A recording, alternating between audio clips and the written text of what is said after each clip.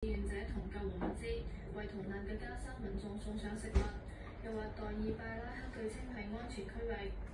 以巴衝突持續至今已經造成超過3萬人死亡，大部分係婦孺。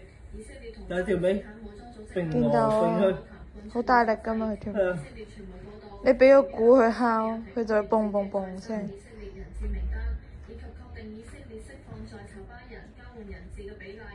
以色列因此拒絕派代表團到埃及開羅談判，而哈馬斯代表團已經抵達開羅同埃及同卡塔爾代表磋商。無線電視記者徐新報道。美國大選10幾個州星期二同時舉行總統初選或者黨團會議。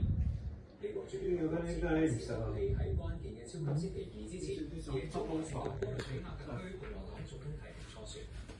喺星期日嘅華盛頓初選入面，克里攞到6成3嘅選票，咁將會得到3張代表票。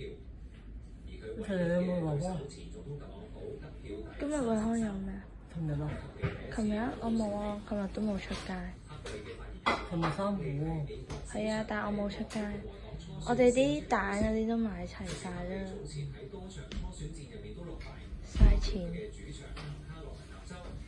不過呢次獲勝有望阻止特朗普喺今個星期關鍵嘅超級星期二橫掃多個州嘅初選。據報儲存咗巴黎奧運保安計劃嘅電腦夾邊，上星期遭到夾邊，好搞笑！我將佢夾邊咗，夾邊，夾邊，夾邊。真係差唔多冇差啦，據報儲存咗巴黎奧運會嘅保安工作計劃。呢個啊，差唔多啊，算都冇嘢。案件入邊冇保安嘅立案線，電腦同 USB 只係儲存咗奧運期間嘅道路交通資料，冇敏感安全信息。美國樂壇天后 Taylor Swift 正喺新加坡舉行巡迴演唱會。據講，新加坡政府每場補貼過千萬港紙，當地嘅官員否認天價傳聞。合埋眼啦你，唔好成日偷偷擘大眼你。好冇啊？